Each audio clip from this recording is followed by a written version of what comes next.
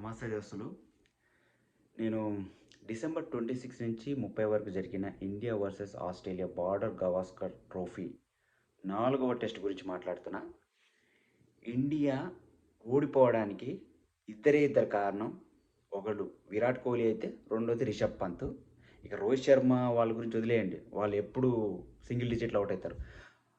విరాట్ కోహ్లీ మీరు ఎంత experienced person, మళ్ళీ తోపు ప్లేయర్వి.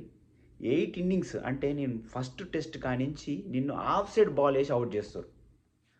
Of side 5th stump 6th stump ball వేసి అవుట్ చేస్తారు. అది తెలిసి కూడా ఈరోజు నువ్వు గనక అవుట్ కాకపోయి ఉంటే ఈరోజు మనం మ్యాచ్ డ్రా అయ్యేది.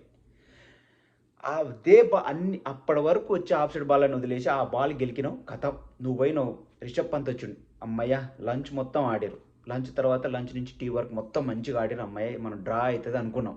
ఇంకా ఆ ట్రావిస్ రెడ్డి గారు వేసిన పిల్ల పచ్చ బాల్కి ఏదో 6 కొట్టి, ఎందుకు 6 అవసరం లేదు. అక్కడ నువ్వు స్కోర్ గెలవడానికి కాదు మనం ఆడేది, డ్రా కోసం ఆడుతున్నాం. నువ్వు అవుట్ కావడం వల్ల మొత్తం లైన్ కట్టారు. ఒక్కరోజు మనం డిఫెండ్ చేయలేకపోయినామంటే మనం టెస్ట్ ఏ రకంగా ఆడుతున్నామో మనం ఇండియా ఒక్కసారి ఆలోచించాలి. మనం ఒక్క రోజులో 10 వికెట్లు ఇచ్చేసినాం. We couldn't defend for 1 day we couldn't sustain 1 day.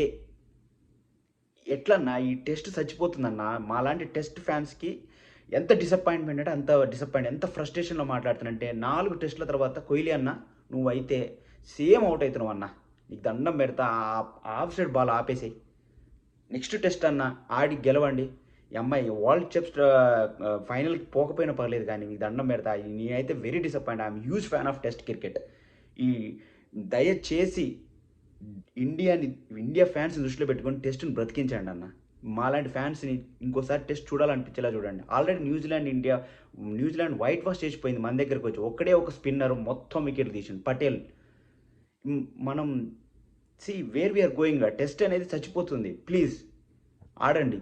నాకు పిచ్చి ఫ్రస్ట్రేషన్లో మాట్లాడుతున్నాయి మాటలు. Bye friends.